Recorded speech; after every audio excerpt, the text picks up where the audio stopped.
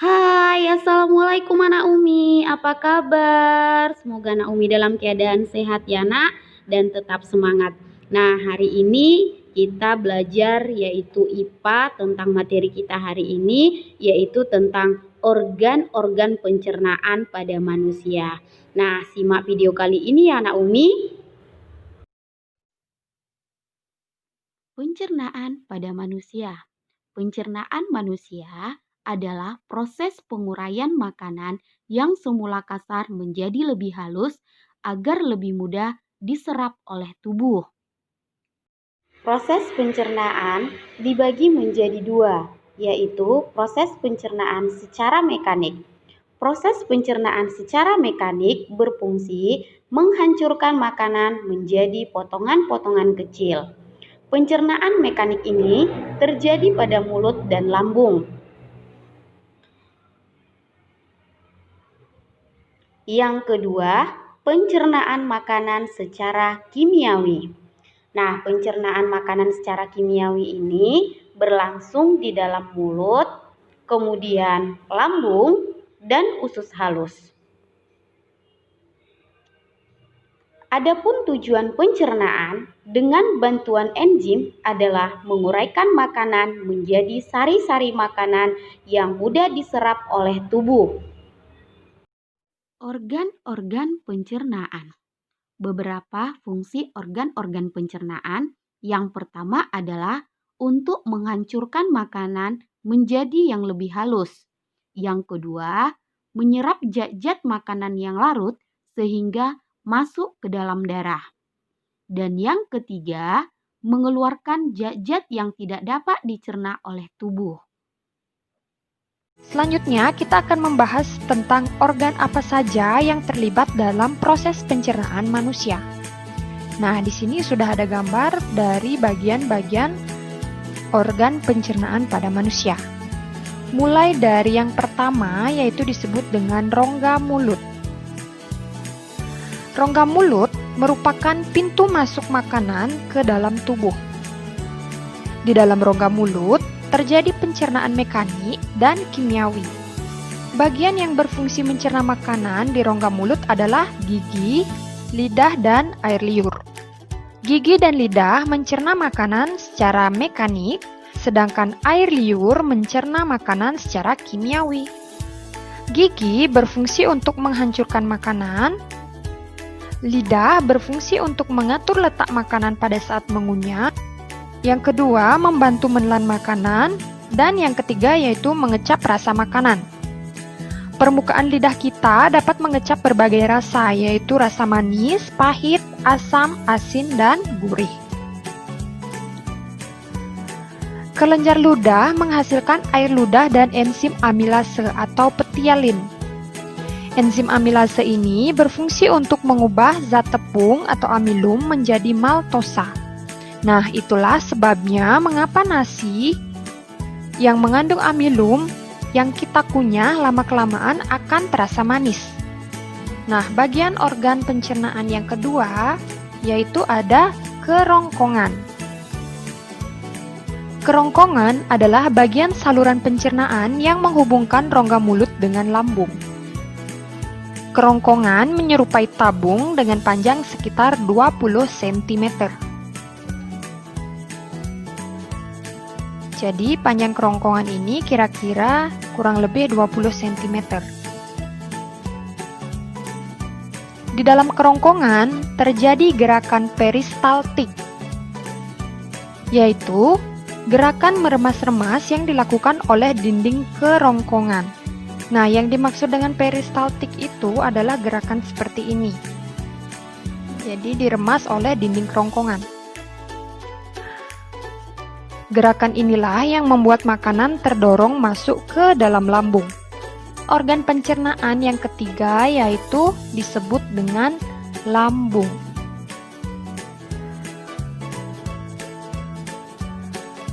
Lambung terletak di dalam rongga perut sebelah kiri atas. Di dalam lambung, makanan dicerna kembali secara mekanik dan kimiawi. Pencernaan secara mekanik dilakukan oleh dinding lambung yang meremas dan mengaduk makanan. Pencernaan kimiawi dilakukan oleh zat-zat yang dihasilkan oleh kelenjar lambung. Kelenjar lambung menghasilkan enzim pepsin, enzim renin, dan asam klorida. Enzim pepsin berfungsi untuk memecah protein menjadi pepton. Enzim renin berfungsi untuk mengendapkan protein susu menjadi kasein. Dan asam klorida berfungsi untuk mengasamkan makanan dan membunuh kuman yang masuk bersama makanan. Kemudian bagian organ pencernaan berikutnya disebut dengan usus halus.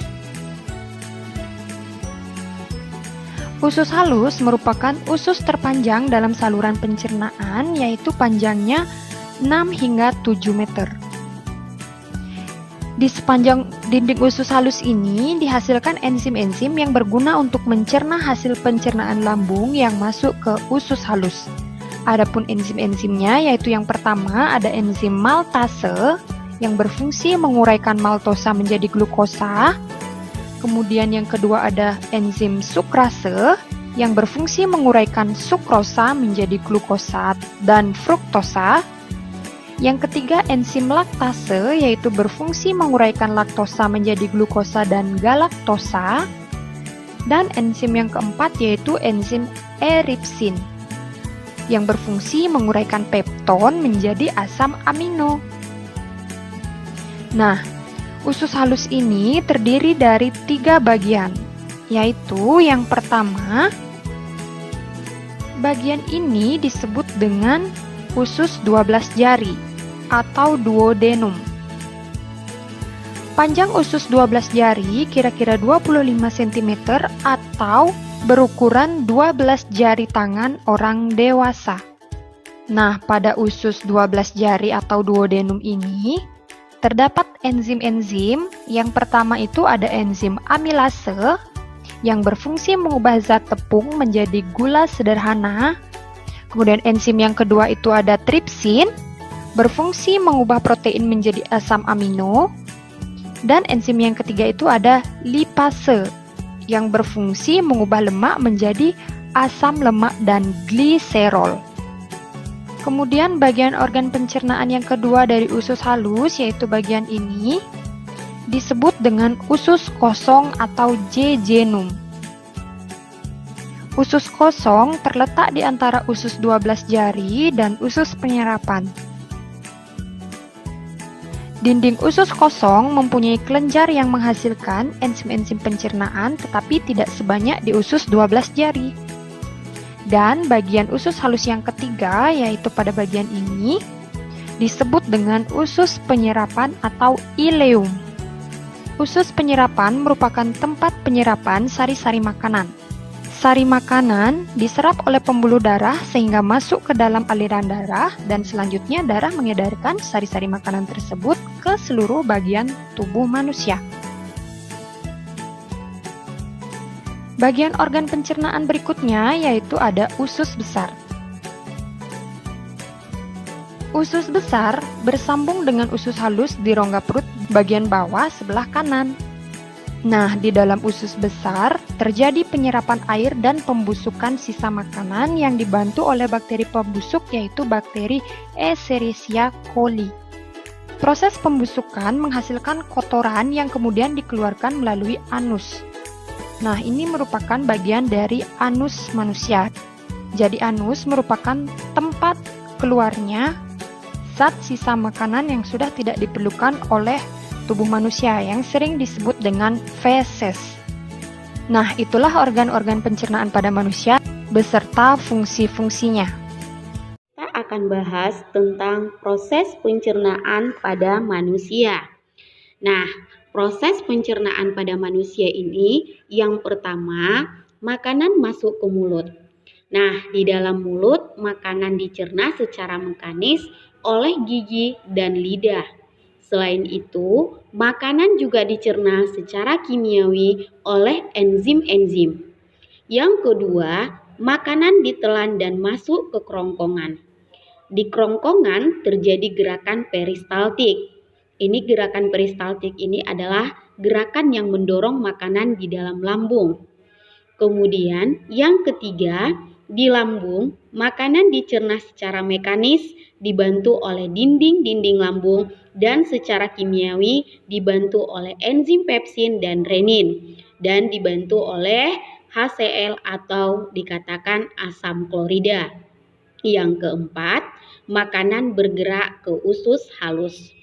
Nah, di usus halus makanan dicerna lebih lanjut secara kimiawi oleh enzim-enzim. Di usus halus juga terjadi penyerapan sari-sari makanan. Yang kelima, sisa pencernaan akan masuk ke usus besar.